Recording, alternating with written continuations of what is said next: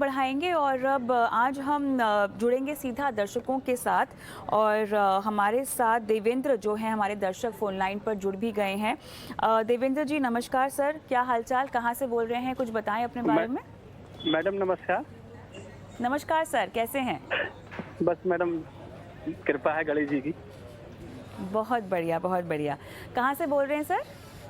Madam मैं अभी मध्य प्रदेश में जबलपुर से बात कर रहा हूँ। अच्छा, तो जी आपने अपना सवाल हमें भेजा, उसके लिए बहुत बहुत धन्यवाद।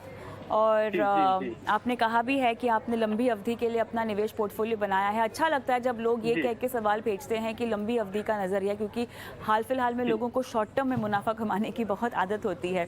तो जी देवेंद्र जी जी जी बताएं मुझे, 2012 से आपने निवेश की शुरुआत की है, जी जी मैडम। तो 18 फंड से आपके पोर्टफोलियो में, क्या ये सही है? मैडम एक्चुअली में क्या है, जो हमारे फंड एडवाइजर हैं, तो हाँ हाँ जैसे जैसे बीच में मेरे। जी मैडम। हेलो। हाँ जी, आपकी आवाज़ मुझे आ रही है देवेंद्र जी, बताइए। हाँ हाँ हाँ, बेसिकली 2012 से मेरा है मैडम। इसमें से बीच बीच में हम्म। मेरे पास वो लमसम अमाउंट आता रहा, कुछ आता रहा।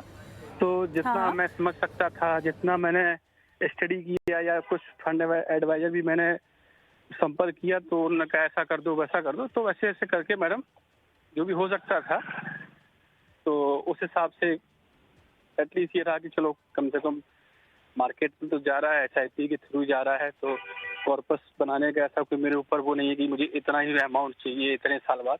ठीक है, धीमे धीमे धीमे धीमे बढ़ता रहेगा, चलता रहेगा। तो अब कहीं मुझे लग रहा है कि हाँ बहुत ज़्यादा नंबर ऑफ फंड हो गए हैं, तो एक अब बैलेंस एक पूरा कि कितना फंड होने चाहिए और कितने रुपए की एसआईपी हमें चलाना चाहिए।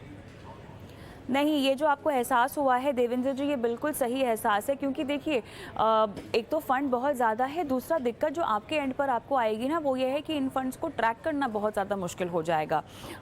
जी 36,000 की आपकी जो एसआईपी अमाउंट है, आप 2012 से जी। कर रहे हैं, कितने साल तक करेंगे अभी और निवेश, इरादा क्या है? मैडम मेरा तो बहुत लंबी जर्नी का है। 15 से 20 साल का आपका टाइम होराइजन है, वो मैं समझ गई हूँ, लेकिन इस जी जी। निवेश से सर आप कितना इकट्ठा करना चाहते हैं, क्या उसके बारे में आपने कुछ सोचा है? मैडम मैंने बस पहले ये सोचा है कि मैं मैक्सिमम मैं कितना कर सकता हूँ, मैं उस पर फोकस कर रहा हूँ। हाँ, लेकिन कितना इकट्ठा करना है? 15 से 20 साल के बाद मेरे हाथ में इतने पैसे होने चाहिए, कैसा कुछ सोचा है आपने? मैडम मैंने बस इतना सोचा है कि मैं महीने का 30 या 35 हज़ार रुपए 15 साल तक जमा ही कर दूं। चलिए। ये मेरा सोचा है। बाकी तो जो मार्केट में जी, होगा मैडम अपने आप हो जाएगा।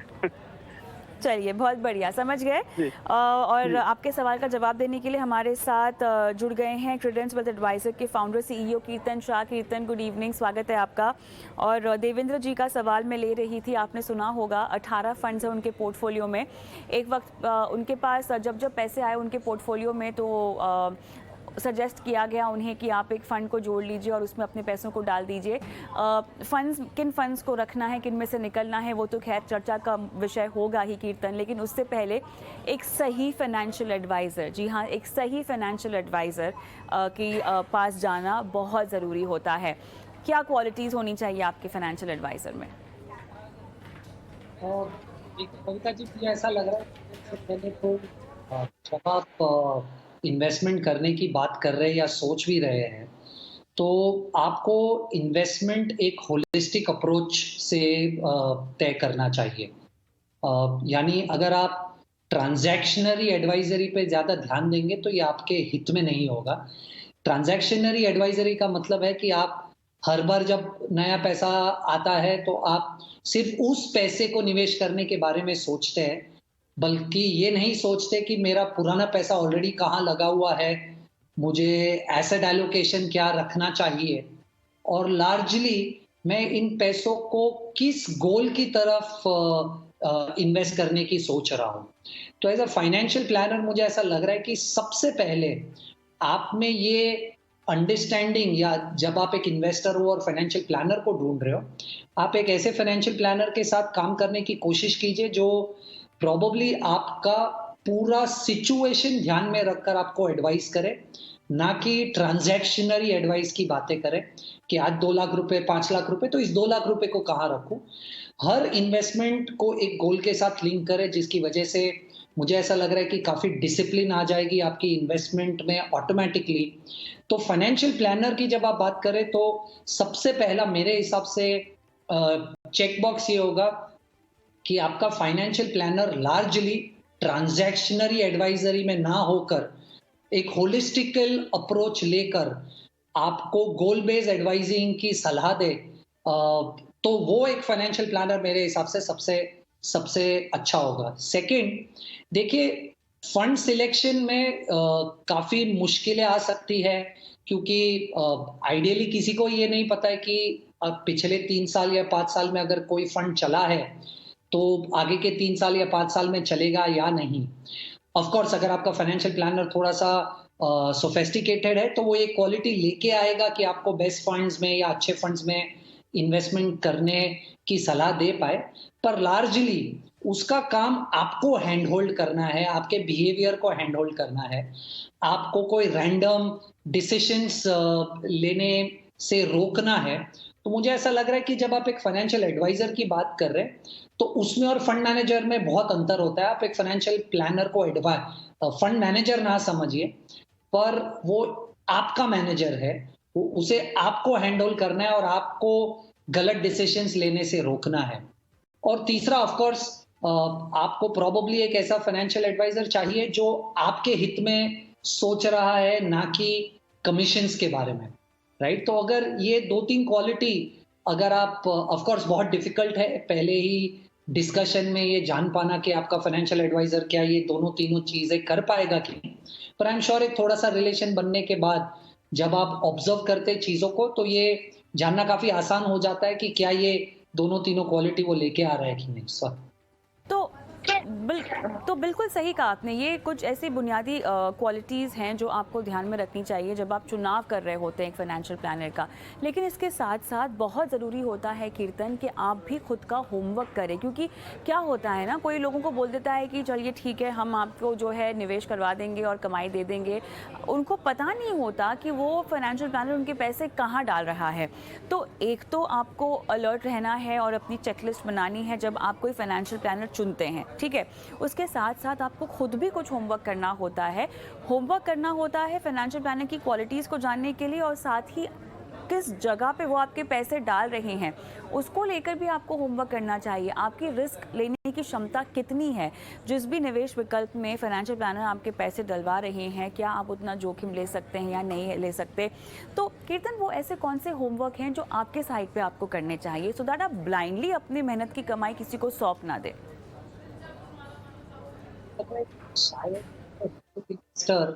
आप फंड की निटिग्रिटीज को उतनी अच्छी तरीके से ना जान पाए, या आपको नहीं पता है कि आप कौन सी वेबसाइट्स पे जाएंगे तो आपको डेटा पॉइंट्स मिलेंगे जिससे आप बहुत सारी क्वांटिटेटिव चीजें फंड के बारे में जान पाएंगे।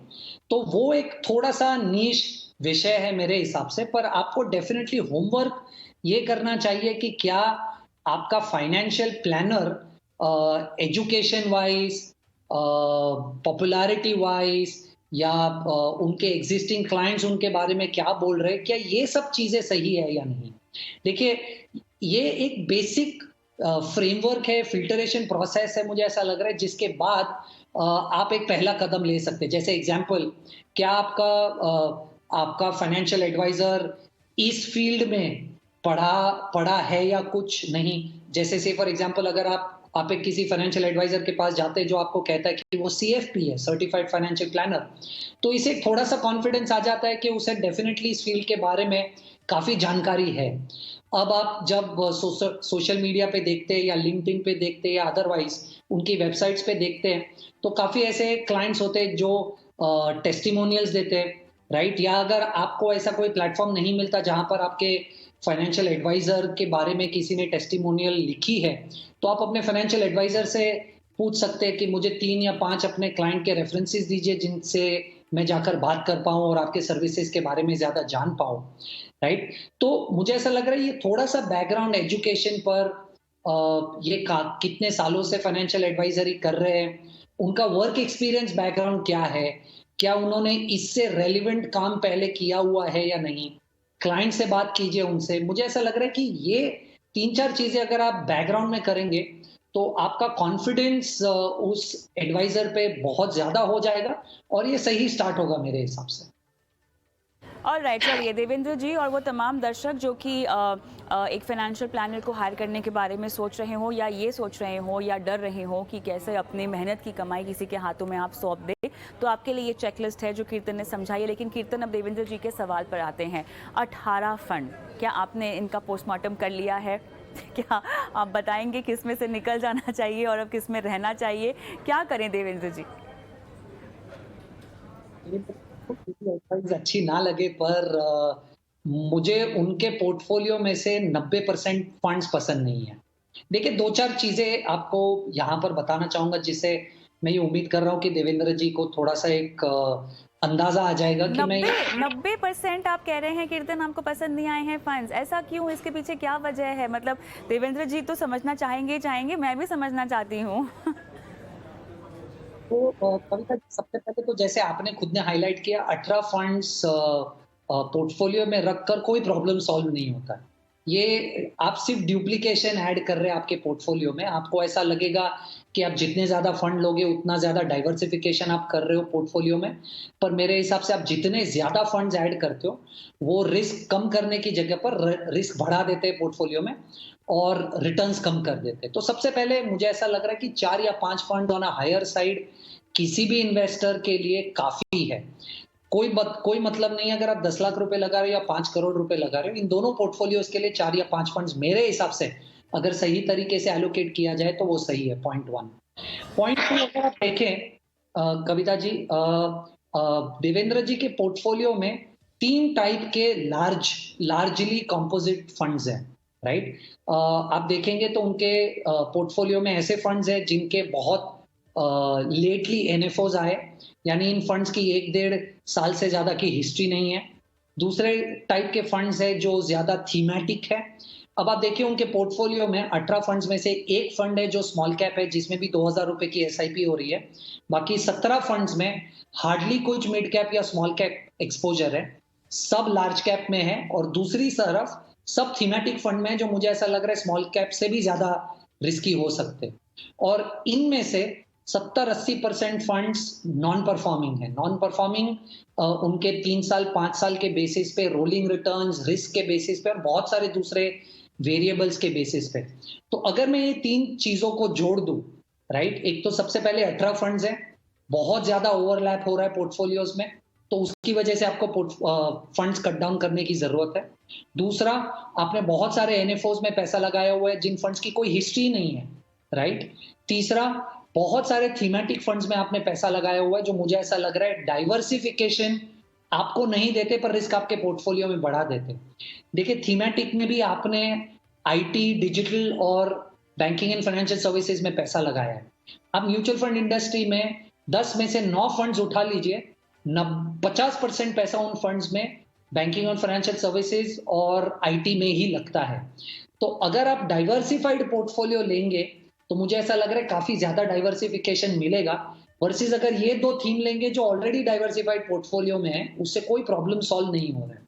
तो ये 3-4 चीजें हैं कविता जी, जिसकी वजह से मुझे ऐसा लग रहा है कि उनका पोर्टफोलियो काफी बिखरा हुआ है और उसे कंसोलिडेट करने की जरूरत है। इसीलिए कीर्तन हमेशा हम चर्चा भी करते हैं इसी बात पे कि डी क्लटर करना चाहिए अपने आप को। इतना ज़्यादा न्यूज़ फ्लो आता है और इतनी ज़्यादा बम्बार्डिंग होती है इवन ऑन सोशल मीडिया, आए दिन हम देखते रहते हैं कि कोई ना कोई फाइनेंशियल एक्सपर्ट बन के उभर जाता है। तो आपको सबकी सलाह नहीं सुननी होती है और सलाह सुन के आपको बटोरने नहीं होते हैं फंड्स, कि कोई कंपटीशन नहीं है आपके पोर्टफोलियो के अंदर, जो ये बात आपको समझनी होगी। तो देवेंद्र जी फ़ोन लाइन पर क्या मेरे साथ हैं अभी भी? जी मैडम, जी मैडम। तो देखिए, काफ़ी विस्तार से आपके पूरे पोर्टफोलियो पर सलाह दी है कीर्तन ने। कोई सवाल आपको पूछना है, क्योंकि मुझे ब्रेक पर जाना है। आप जल्दी से अपना सवाल पूछ लीजिए। हाँ, जल्दी से पूछूंगा मैडम। मैडम, सर ने कहा कि 3-4 फंड होने चाहिए। मुझे सर बता दें कि कौन से 5 फंड होने चाहिए, उस पर्टिकुलर फंड में मैं अगले 15-20 साल तक डालूं कोई 30,000 रुपए, और वो जिस एक तो मेरा जो अभी कॉर्पस 30 लाख के आसपास है, और हो जाएगा 5-15 साल में, तो कितना टोटल बन जाएगा? तो वैसे तो मेरे को देखिए सारे फंड्स के नाम हमने टीवी पे फ्लैश कर ही दिए हैं, आप चाहें तो यूट्यूब पर भी शो हमारा वापस से देख सकते हैं, लेकिन फिर भी कीर्तन वो आपके मुंह से ही सुनना चाहेंगे वो कौन से फंड है और बाकी तमाम फंड से निकलने पर कितना एग्जिट लोड लगेगा, इसकी जानकारी भी आप जरा इनको समझा दें। So Devendra ji, Canara Robeco blue chip equity fund, PPFS, flexi cap fund, Kotak emerging और निप्पॉन स्मॉल कैप, ये 4 फंड में अगर आप निवेश करेंगे तो मुझे ऐसा लग रहा है कि market cap diversification, AMC diversification और ग्लोबल डाइवर्सिफिकेशन, ये तीनों चीजें आपके पोर्टफोलियो में आ जाएगी। अगर आज का आपका पोर्टफोलियो प्लस जो आप 36,000 रुपए की एसआईपी कर रहे हैं, वो अगर आप कंटिन्यू कर रहे हैं 20 सालों तक, तो आपका पोर्टफोलियो तकरीबन 7 करोड़ जितना हो जाएगा अगर मैं 12% का रिटर्न गिनूं तो। चलिए, उम्मीद करते हैं देवेंद्र जी आपको अपने सवाल का जवाब समझ में आ गया हो और उसके मुताबिक आप बदलाव करें जो आपको समझाइश दी गई है। इसी बीच हम रुकेंगे छोटे से ब्रेक के लिए, लेकिन ब्रेक के उस पार हमारे साथ अब जुड़ गए हैं विश्वफिन के सीईओ ऋषि मेहरा भी, जो दर्शकों के सवाल लेंगे। तो मिलती हूँ आपको एक छोटे से ब्रेक के बाद। जाने से पहले एक नंबर आपकी स्क्रीन पर फ्लैश हो रहा है जो हमारा व्हाट्सएप नंबर है।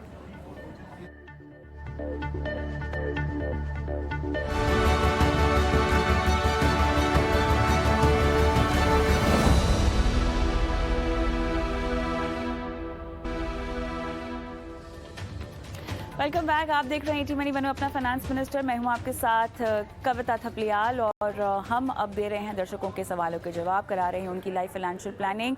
और हमारे दर्शक नवीन गलानी भी हमारे साथ उनका सवाल हम ले रहे हैं शो पे, लेकिन उससे पहले मैं बता दूं कि आज दर्शकों की फाइनेंशियल प्लानिंग कॉल कर रहे हैं। हमारे साथ विश्वफिन के सीईओ ऋषि मेहरा है, प्रूडेंस वेल्थ एडवाइजर के फाउंडर सीईओ कीर्तन शाह भी हमारे साथ जुड़े हुए हैं। और नवीन गलानी को हम फोन लाइन पर लेकर आए उससे पहले क्या फोन लाइन पर है मेरे साथ? नवीन, आपको मेरी आवाज आ रही है?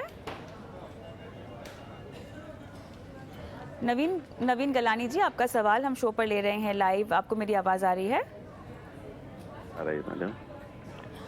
कैसे हैं सर? कहाँ के रहने वाले हैं? बड़ौदा। बहुत बढ़िया।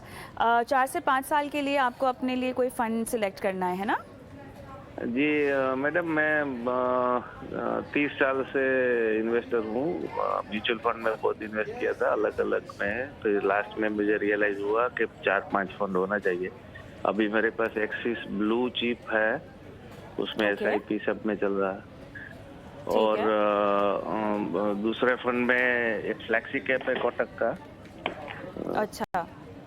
और लॉन्ग टर्म एक्सिस का जो ईएलएसएस में वो है, और आईसीआईसी का बैलेंस एडवांटेज फंड है। ये सब में मेरा अभी 17,000 का एसआईपी पर मंथ जा रहा है।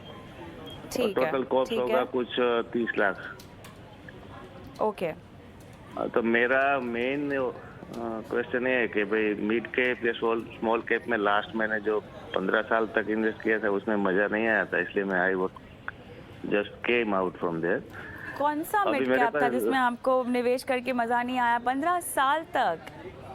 यस, मिड कैप्स थे या स्मॉल कैप्स थे, उसमें बहुत ज्यादा थे। इसमें ईएलएसएस में कुछ 4-5 फंड थे मेरे पास। अच्छा। तो उसमें इतना रिटर्न नहीं आया था, तो मैं अभी लार्ज कैप पे ज्यादा फोकस कर रहा हूँ। जो मेरे पास एक्सिस है उसमें अब कुछ 33,000 का एसआईपी है एक्सिस ब्लू। तो ऐसे में नवीन जी, मैं ये समझ रही हूँ कि आप तो काफी जानकार हैं म्यूचुअल फंड के ना, आप इतने समय से निवेश कर रहे हैं, तो आपका जो टाइम होराइजन है वो आप कह रहे हैं 4 से 5 साल है, तो आपको पता होगा शायद इक्विटी में निवेश करने के लिए 5 साल या उससे ज्यादा का नजरिया। मैडम मैं आपको जरा रोक रहा हूँ।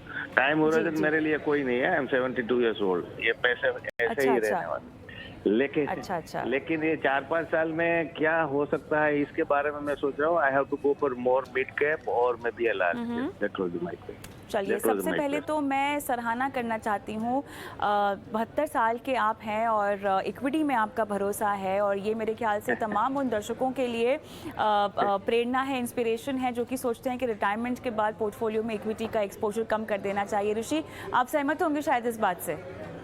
सहमत हूँ। मैं इनको बहुत बधाई देना चाहूँगा क्योंकि ये एक बहुत बढ़िया चीज़ सबके सामने रख रहे हैं कि अगर आप पढ़ाई करते हैं और आप पढ़ना लिखना जानते हैं तो अपनी इन्वेस्टमेंट लाइफ और रिटायरमेंट के बाद भी लाइफ को एक मेंटेन कर सकते हैं बढ़िया रिटर्न्स लेके, और ना कि आप उन स्कीम्स में जाके जहाँ पे रिटर्न्स नहीं आते हैं। एक बात मैं इनको कहना चाहूंगा, इन्होंने बात कही कि लार्ज कैप, मिड कैप और स्मॉल कैप में देखिए, मैं पीछे के एनालिसिस से बात कर रहा हूँ। पिछले 7 साल के एनालिसिस हमें ये बताते हैं कि लार्ज कैप और स्मॉल कैप में रिटर्न्स 12% के आसपास के आए हैं और मिड कैप में 15% के आए हैं। तो ऐसा एक्चुअली ये कहना कि कोई पर्टिकुलर फंड या फंक्शन के ऊपर होता है। देखिए, लार्ज कैप में क्या होता है कि आप लार्ज कंपनियों में इन्वेस्ट करते हैं। ये लार्ज कंपनियाँ वो होती हैं जिन्होंने अपनी कंपनी अपनी कंपनी को काफ़ी सालों से चला चुके होते हैं, उनका प्रोडक्ट अच्छा होता है और उनको बहुत सारे लोग जानते होते हैं और ये जल्दी से इधर-उधर नहीं होती हैं कंपनियाँ, यहाँ पे बहुत नेगेटिव रिटर्न्स नहीं आते, तो थोड़ा-सा सिक्योर्ड हो जाता है। स्मॉल कैप में बहुत छोटी कंपनियाँ होती हैं, इनमें से कुछ कंपनियाँ चलती हैं और कुछ कंपनियाँ बंद हो जाती हैं, तो इनमें उतार-चढ़ाव बहुत ऊपर-नीचे हो जाता है। और मिड कैप में भी यही है क्योंकि स्मॉल कैप से मिड कैप में आती हैं और इसका ये चलता है। पर जो रिटर्न्स देखेंगे पिछले 7 साल के बराबर में, वो 12% के 11 से 12% में लार्ज कैप में आते हैं और स्मॉल कैप में भी वही आते हैं। मिड कैप एक ऐसा सेगमेंट हो जाता है जहाँ पे एस्टैब्लिश हो रही कंपनियों के आपको फंड्स मिलते हैं और रिटर्न पिछले 7 साल से दे रहे हैं। आगे चल के ये क्या होगा, ये एक डिफरेंट कहानी है। बाकी बात रही कि आप रिटर्न्स लेने जा रहे हैं, तो अगर 1-2% का आप ना स्ट्रक्चर देखें, खासकर ये जो बात कर रहे हैं कि 72 इयर्स ओल्ड हैं, तो लार्ज कैप में जो इनकी स्ट्रैटेजी है वो सही है, वो इनको लार्ज कैप फंड्स में ही रहना चाहिए। अगर ये 4-5 साल की स्ट्रैटेजी देख रहे हैं, क्योंकि इनको कभी ऐसा नहीं लगेगा, उतार-चढ़ाव ज़्यादा देखने को नहीं मिलेगा और उससे टेंशन नहीं होगी और ये गलत डिसीजन नहीं है। बिल्कुल। तो अब बताएं नवीन जी को क्या करना चाहिए, उनके लिए आप क्या फंड के नाम रेकमेंड कर रहे हैं? देखिए, जैसे इन्होंने बताया कि इनके पास ब्लू चिप फंड हैं, तो ये मेरे एसेट ब्लू चिप फंड में इन्वेस्ट कर सकते हैं, एक्सिस टॉप 25 फंड में इन्वेस्ट कर सकते हैं, तो ये 2 लार्ज कैप फंड मैं अभी बात करते हुए बता पा रहा हूँ। बाकी इन्होंने जिन फंड्स में इन्वेस्ट कर रखा है, अगर इनमें से ये फंड्स हैं या नहीं हैं, तो इनको उसी हिसाब से लार्ज कैप फंड में देखना चाहिए। चलिए नवीन जी, उम्मीद करते हैं कि आपको सलाह समझ में आ गई हो। कोई सवाल पूछना चाहते हैं आप? नहीं, ऋषि समझ में आ गया मैडम, मुझे कोई प्रॉब्लम नहीं है। तो चलिए, all the best sir, all the best. एक ही सेकंड लूंगा मैं आपका। वैसे भी तो क्या कि लॉन्ग टर्म में ही रिटर्न मिलता है, तो I will like to stay for long term. और अभी जो जो इन्वेस्टमेंट है वो ब्लू चिप में इसलिए रखा हुआ है कि blue chip sometime it may not go wrong rather than any case, बिल्कुल समझ गए, वो कभी भी रॉन्ग जा सकता है। बिल्कुल बिल्कुल। बहुत बहुत धन्यवाद, आपने अपना सवाल भेजा और आपके सवाल के जरिए तमाम दर्शकों ने भी प्रेरणा ली। सुनील कुमार जी मेरे अगले दर्शक मेरे साथ फोन लाइन पर हैं, जो कि कीर्तन से सवाल पूछेंगे। सुनील जी नमस्कार सर। Good evening ma'am. नमस्कार मैम जी। गुड इवनिंग, कैसे हैं आप? बहुत बढ़िया है मैम, आप बताएं। बिल्कुल ठीक, थैंक यू सो मच। तो देखिए, आपका सवाल तो आपने लिख के हमें दे दिया है, तमाम डिटेल्स भी हैं कीर्तन के पास। कुछ और इसमें आप ऐड करना चाहते हैं कि मैं सीधा सलाह पर जा सकती हूं, क्योंकि हमें समय भी बचाना है? तो ठीक है मैम, मुझे सलाह बता दीजिए मैम डायरेक्ट। चलिए कीर्तन बताएं। सुनील जी देखिए, आपके सवाल में 4 चीज़ें हैं। सबसे पहले तो आपने इंश्योरेंस में LIC के थ्रू कुछ पैसा लगाया हुआ है।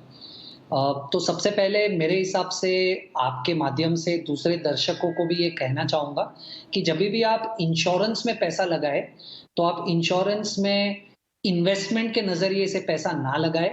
इंश्योरेंस रिस्क मैनेजमेंट का टूल है और इंश्योरेंस में आप जब भी कुछ भी लेने की कोशिश करते हैं या सोच रहे, तो वो एक ही प्रोडक्ट है जो आपको लेना चाहिए, जो है टर्म इंश्योरेंस। तो लाइफ इंश्योरेंस में टर्म इंश्योरेंस के अलावा आप जो भी ले रहे हैं, शायद आप एक सही फैसला नहीं ले रहे निवेश के एंगल से। तो आपका पहला क्वेश्चन जो इंश्योरेंस से रिलेटेड था, अब देखिए आपने जो ले लिया, आप उसको कुछ नहीं कर सकते, क्योंकि वहां से बाहर निकलेंगे तो सरेंडर वैल्यू बहुत कम मिलेगी और आपका बहुत सारा पैसा टूट जाएगा।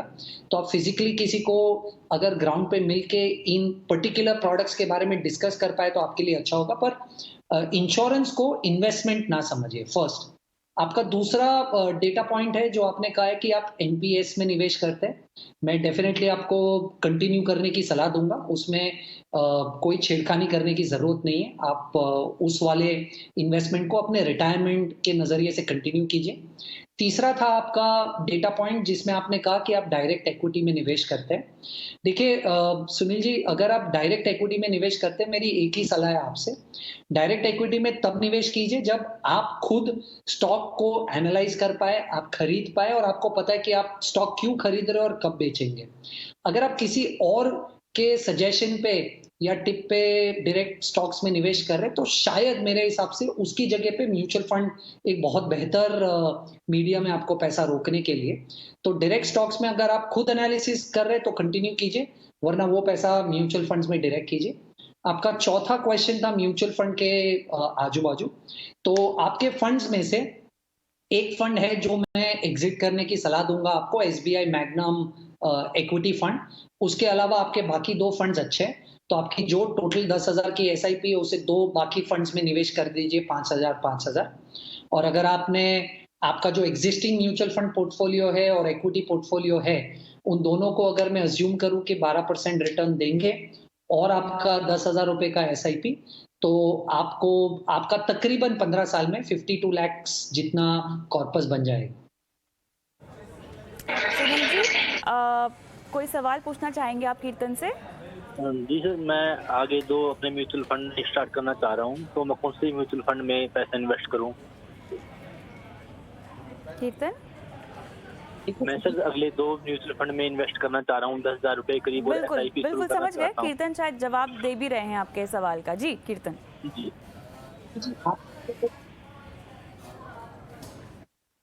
दोनों फंड्स में आप 5,000 रुपए की एसआईपी कीजिए, क्योंकि एक फंड फ्लेक्सी कैप है और आपका दूसरा फंड कॉन्ट्रा है। ये दोनों की इन्वेस्टिंग स्टाइल्स भी बहुत अलग-अलग है, तो मुझे लग रहा है ये दोनों फंड्स में कंटिन्यू कीजिए। ज़्यादा कॉम्प्लिकेशंस नए फंड्स को ऐड करके मत कीजिए, दोनों फंड्स अच्छे कंटिन्यू कीजिए। चलिए सुनील जी, आपका सवाल हमने लिया, बहुत बहुत धन्यवाद। और आपके सवाल के ज़रिए इंश्योरेंस और इन्वेस्टमेंट को किस तरह से अलग अलग रखना चाहिए कीर्तन, ये मेरे ख्याल से बहुत ज़रूरी टेक अवे है जो लोगों को ध्यान में रखना चाहिए। अगले दर्शक हमारे साथ फ़ोन लाइन पर क्या नितेश कुमार जुड़ गए हैं? नमस्ते मैम। हाँ मैम, सर मेरे बताएं, पास जो आपने सवाल 6 भेजा है उसमें कुछ और ऐड किया है आपने? हाँ मैम, मैंने 5 SIP पहले से कर रहा हूँ 1 साल से। जी लार्ज जी कैप में 1500, मिड कैप में 1500, स्मॉल कैप में 500 रुपये पर मंथ और पारंपरिक फ्लेक्सी कैप में 1,000 पर मंथ। ये 5 फंड जी, में सवाल पिछले 1 साल सर से। हमारे पास तो है आपका, वैसे जो आपने भेजा है वही है ना, उसमें कुछ नया तो नहीं किया है? आपका टारगेट है 1 करोड़ का और 20 साल का लक्ष्य है ना? हाँ, मैंने एक्सिस ग्रोथ अपॉर्चुनिटी फंड अभी ऐड करना चाहता हूँ। अच्छा, टोटल 6 फंड। चलिए ओके, ऋषि बताएं। देखिए, पहले तो मैं ये कहना चाहूंगा इनको कि अगर इनका 1 करोड़ का टारगेट है और अब ये 5,000 या 6,000 पे इन्वेस्ट कर रहे हैं, तो इनको ये 10,000 रुपए देके जाना पड़ेगा। अगर मैं 12% रिटर्न की बात करूं, तो 12% रिटर्न के हिसाब से अगर 20 साल इन्वेस्ट करते हैं तो इनको 1 करोड़ रुपए 10,000 रुपए मिनिमम इन्वेस्ट करना पड़ेगा। अगर ये अभी नहीं कर पा रहे हैं, थोड़ी देर में जब इनकी इनकम बढ़ेगी तो साल 1.5 साल में थोड़ा-थोड़ा बढ़ाते रहें, और अगर उसको फिर बाद में 12-13 हज़ार रुपए भी कर दें 4-5 सालों में, तो भी ये 1 करोड़ के टारगेट पे पहुंच जाते हैं। बहुत इंपॉर्टेंट बात ये है कि इनमें शुरू। हाँ जी, बोलिए। कभी-कभी मैं सर इसमें टॉप अप करते रहता हूँ। पिछले 1 साल में मतलब कभी-कभी तो वैसे मैं 1,20,000 1 साल में कर चुका हूँ इन्वेस्ट। हाँ, तो फिर तो आप टारगेट में बिल्कुल सही हैं। मैं इसी के लिए आपको एक रफ कैलकुलेशन समझा रहा था कि अगर 10,000 महीना आप करते रहेंगे तो उस टारगेट पे 20 साल करते रहेंगे तो आप 1 करोड़ के अपने टारगेट पे पहुंच जाएंगे। 12% की रिटर्न मैं एवरेज कैलकुलेट कर रहा हूँ, और म्यूचुअल फंड में 12% की रिटर्न अगर आपका ये जैसे डाइवर्सिफाइड पोर्टफोलियो है उसमें आ जाती है। अब जो आप बात कर रहे हैं कि हाँ, इनमें से कौन से फंड्स हैं, आप एक छठा फंड भी ऐड कर रहे हैं। प्लीज, जब आप 20 साल के लिए इन्वेस्ट कर रहे हैं, आपने जो 4-5 फंड चुने हैं, वो पहले वाले 5 फंड्स वो ठीक ठाक हैं, आप उन्हीं में इन्वेस्ट कीजिए। देखिए, टाइम टू टाइम अगर आप बहुत सारी चीजें देखेंगे और बहुत सारा इधर उधर करने की कोशिश करेंगे तो फिर आप फंड्स ऐड करते रहेंगे। तो आपको एक फंड डिलीट करना है या बंद करना है और 4-5 ही रखने हैं। इससे ही आपको बेटर रहेगा, क्योंकि आप उनके बारे में ही सोच पाएंगे और उनको ही देख पाएंगे।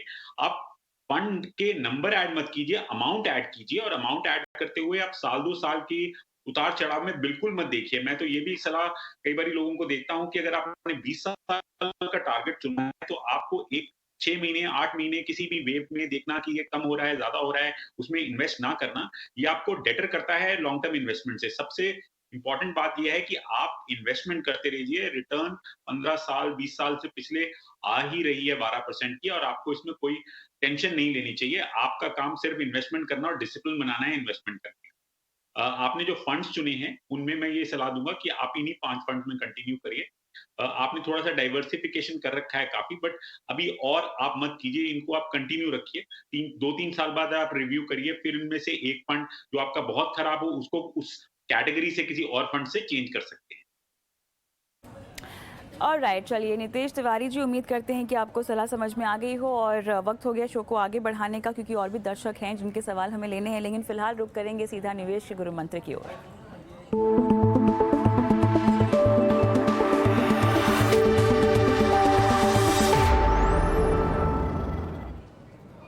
चलिए, निवेशक गुरु मंत्र कीर्तन बताएं, सबसे पहले कौन सा है आपका?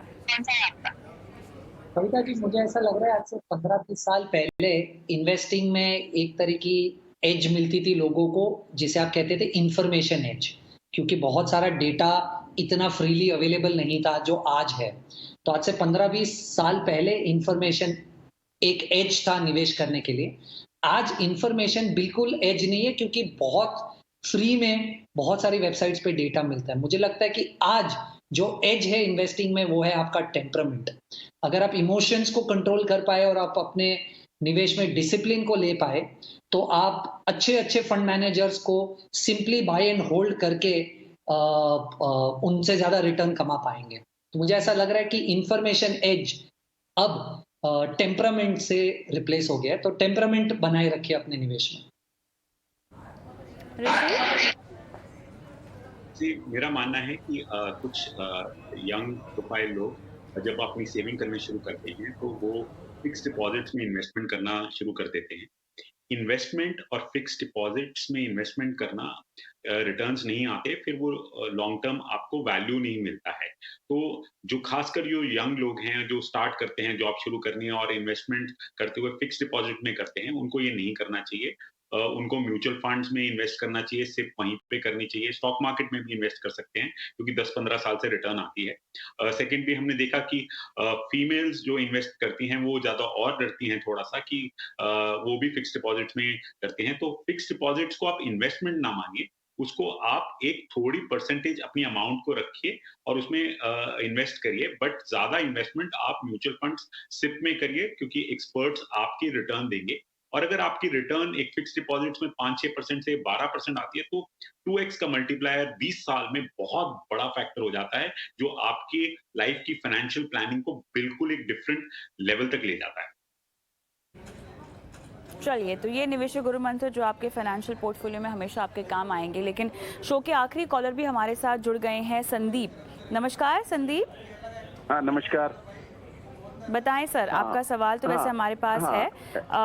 एक्चुअली जी बताएं। मेरी एज 53 इयर्स है और मुझे लगभग 4 साल बाद अपनी बेटी के हायर एजुकेशन के लिए इन्वेस्टमेंट करना है, अराउंड 1.5 लाख पर मंथ। अब मेरे पास 2 ऑप्शन है, या तो एनपीएस में मैं गवर्नमेंट एम्प्लॉई हूँ, एक तो ऑप्शन है एनपीएस टायर 2 का, या फिर ये है कंजर्वेटिव हाइब्रिड फंड या एफडी। तो इसको मैं कौन सा चूज करूं, क्योंकि जो गोल मेरा 4 साल बाद का ही है, और तो इसको मैं किस तरह इन्वेस्ट करूं, एफडी, आरडी या कंजर्वेटिव हाइब्रिड फंड या एनपीएस टायर 2 ऑटो कंजर्वेटिव वाला जो सेफ रहता है उसमें। जी, समझ गए आपका सवाल संदीप जी। आप ज्यादा जोखिम नहीं ले सकते कीर्तन ये अपने इन पैसों से, बताएं। जी ठीक, थैंक यू वेरी मच। जी आपने सही रखा है कि आपके पास सिर्फ 4 ही साल है, और 4 साल में भी शायद आखिरी 12 महीना तो आपको डेट में ही रहना पड़ेगा, क्योंकि आप अपने गोल के नजदीक पहुंचेंगे तब आपको वॉलेटिलिटी नहीं चाहिए। तो मेरे हिसाब से 3 साल इक्विटी में निवेश करने के लिए बहुत कम समय है। तो मुझे ऐसा लग रहा है कि आपको पूरा पैसा इक्विटी में डेफिनेटली नहीं डालना चाहिए, पर आपने जो ऑप्शंस रखे उससे मेरे ऑप्शंस थोड़े से अलग है। तो म्यूचुअल फंड्स में अगर आप कंजर्वेटिव हाइब्रिड की जगह पे बैलेंस एडवांटेज फंड में निवेश करें, तो मुझे ऐसा लग रहा है 3 साल के समय में आपको रिस्क रिटर्न बेसिस पे थोड़ी सी एक अच्छी कंफर्टेबल जर्नी मिल सकती है। तो मुझे ऐसा लग रहा है कि आप अपने 1.5 लाख को 3 अलग अलग बैलेंस एडवांटेज फंड में अगर मूव कर दे और गोल के 1 साल पहले उसे धीरे धीरे करके फिक्स्ड इनकम में, लिक्विड फंड में या मनी मार्केट फंड में मूव कर दे, तो ये जो आपका 4 साल का निवेश का एक्सपीरियंस होगा वो काफी स्मूथ होगा। और राइट संदीप जी, उम्मीद करते हैं कि आपको सलाह समझ में आ गई हो और जो रिकमेंडेशंस दी हैं उस पर आप अमल करें। और इसी के साथ शो को भी समाप्त करने का समय हो गया है। ऋषि आपका और कीर्तन आपका बहुत बहुत धन्यवाद। सब मैंने कहा दर्शकों की फाइनेंशियल प्लानिंग करवाई आज। और इसी के साथ मुझे भी आज के शो में इजाज़त दें, लेकिन जाते जाते वो एक नंबर आपके स्क्रीन पर छोड़ जा रहे हैं जो हमारा व्हाट्सएप नंबर है। और इस नंबर पर अपने सवाल डाल के आप सीधा हम तक पहुंच सकते हैं और अपनी फाइनेंशियल प्लानिंग करवा सकते हैं लाइव शो पर। नमस्कार।